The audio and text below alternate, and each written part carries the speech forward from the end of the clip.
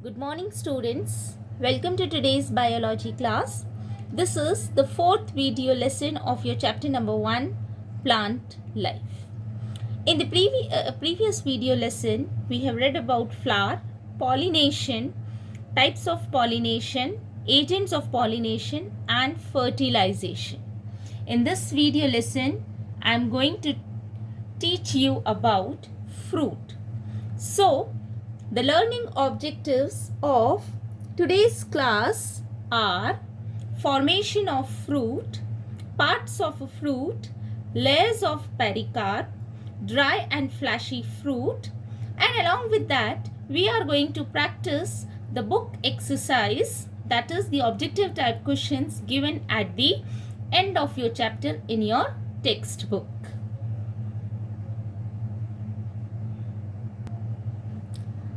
Students, in the previous video lesson, I have taught you about process of fertilization in plants. So let us revise that process because the formation of fruit is somewhat related to that only, or it is the continuation part of fertilization. So what happened in that, I have explained you that the pollen grains land on the stigma of the carpel or pistil. Then the pollen grain forms a tube-like structure which is called as pollen tube, which enters through micropyle, and through this tube the male gamete from pollen then reaches up to the ovule which is present in the ovary. Then male and female gamete fuses here, resulting in the formation of zygote, and that zygote divide and redivide, resulting in the formation of an embryo. After the formation of zygote, drastic changes takes place in the rils of the flower, and this ovary part of the flower, it matures, and the zygote or this part of the middle part of the ovary result in the formation of a hard structure which is so called seeds in a fruit, which contains the embryo, which results in the formation of a new plant. So this ovary it becomes mature after fertilization and result in the formation of a fruit. So what is fruit? A fruit is defined as a mature ovary with or without seeds, because you might have seen some fruits which are seedless, right? So a fruit may or may not contain seeds. It's not a compulsion that each and every fruit should contain a seed. So what is fruit? Fruit is a mature ovary. Now how does the formation of fruit takes place? After fertilization, I have told you that drastic changes takes place or occurs in a flower, and that those changes result in the formation of a flower. So what are those changes? The changes are, I have taught you the parts of flower. So petals, sepals and stamens, that is the three rils of the flower, they dried off and fall. Along with that, style and stigma of the ovary also dried and fall off, and rest of the part of the ovary, that is ovary wall, it becomes thickened, enlarges, and it results in the formation of the fruit. Whereas the central ovules, the sac-like portion which contains the zygote, or you can say the part where ovules are present in the ovary, it results in the formation of a seed. Now, as I have told you that the ovaries forms the fruit and seeds are formed from the ovules. So let us now discuss various parts of a fruit. Now, a fruit, it contains a fruit usually contains two parts, pericarp and seed. the middle or central part of a fruit which is somewhat hard is known as seed, and outside it, the part which is going to protect the seed or which encloses the seed, it is known as pericarp.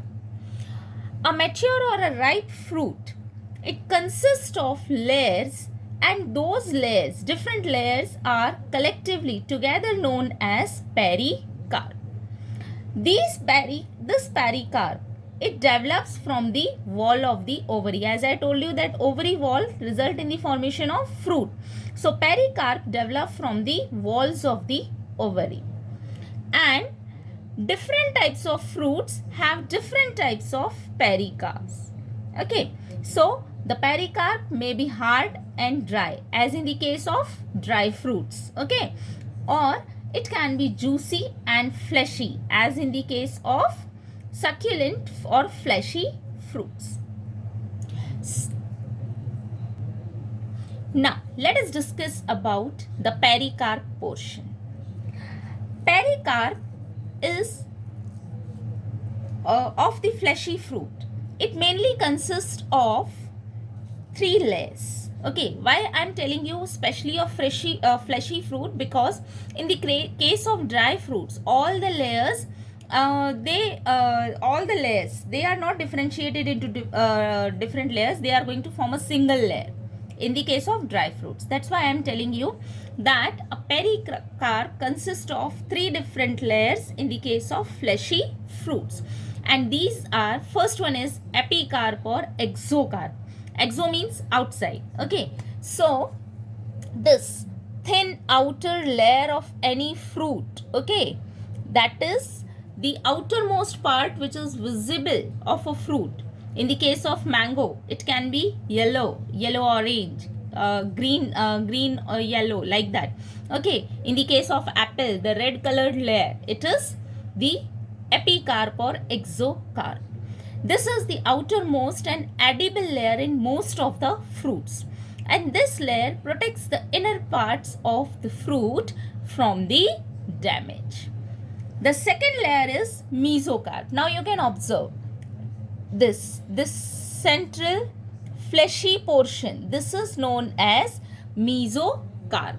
So mesocarp is the middle layer which is thick, fleshy and juicy. Okay, then the third layer is endocarp.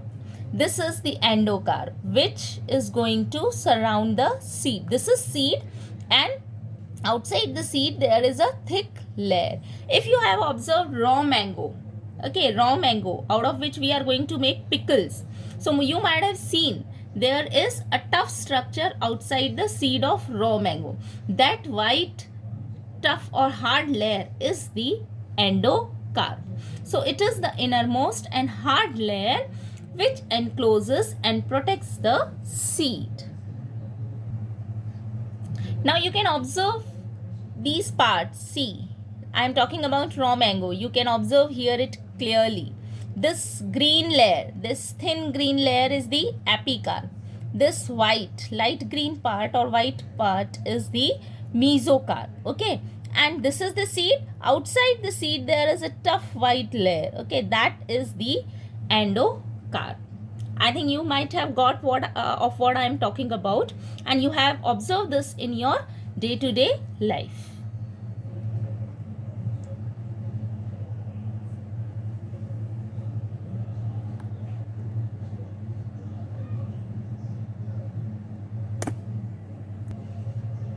Now, the next topic which we are going to discuss is types of fruits.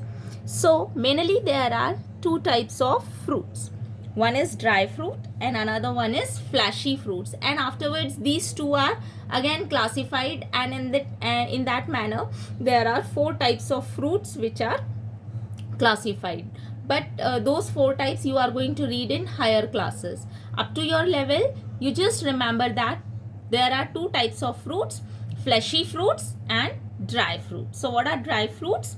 Dry fruits are those fruits in which the pericarp become dry at maturity. Okay, it becomes dry at maturity, and the different layers of pericarp are not easily differentiated into epicarp, mesocarp and endocarp. And the examples of dry fruits are wheat, maize, pea, etc.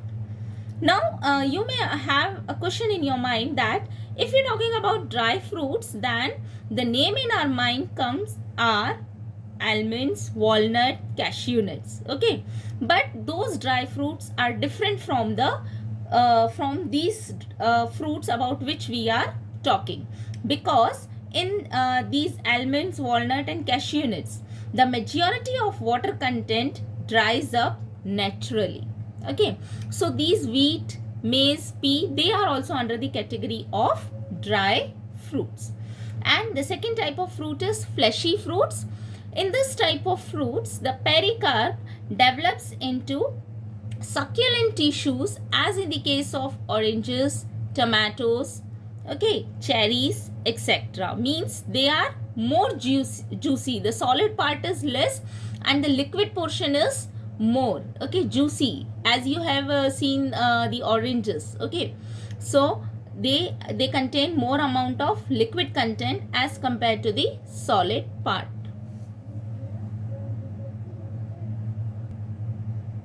So students, this is all in the portion fruit which is given in your textbook. And we'll start with the next topic, seed, in your next class, because germination portion topic is also related to your seed only. So we'll continue it in the next class. That's why I have taken book exercise in between. I'm going to explain you the book exercise, that is the objective type question. And I have given you the snaps of your textbook here. You just look at this. First one is tick the correct option. First is, what is the flat green part of a leaf called? 4 options are given to you: leaf blade, petiole, leaf base and node.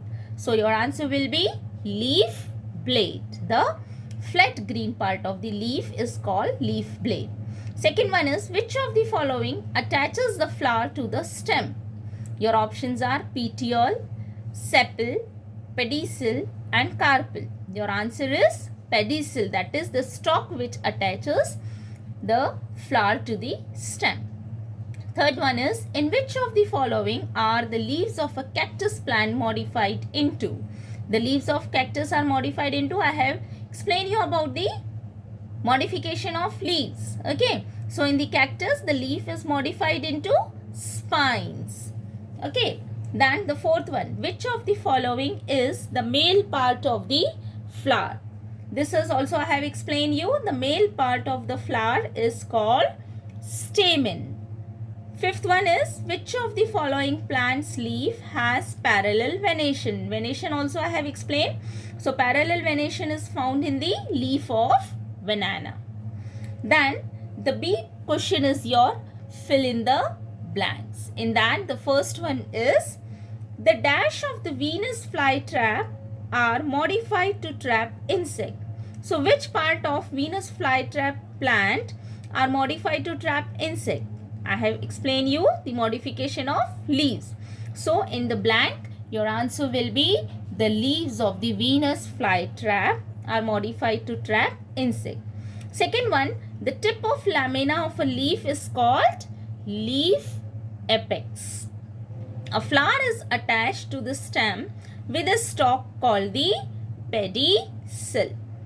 Fourth one, the dash forms the fourth rule of the flower. The fourth rule of the flower is called gynoecium. So your answer I have written here, gynoecium. Then fifth one is, the dash is the outermost layer of the fruit and is often edible. Outermost and edible layer of the fruit is called epicarp. So your answer is epicarp. Sixth one, the radicle develops into dash after the germination of the seed. This I have to explain you afterwards. So in this, your answer will be root. Then the C objective question is your straight, true and false. First one, the second rule of a flower is the corolla. Yes, it's true. Second one, the broad flat part of the leaf is called lamina. Again, it's true. Third one, the leaves of a cactus are reduced to thorns. Again, it is true. Fourth one, in a pitcher plant, the flower is modified for trapping insects. It is false. In pitcher plant, leaves are modified for trapping insects. Okay, so this one is false. Fifth one, ovules are present in the anther of a stamen. Again, it is false. Ovules are present in the ovary and in the anther of stamen. In place of ovules, what is present? Pollen grains are present. Sixth one, calyx protects a flower in the bud stage. It is true.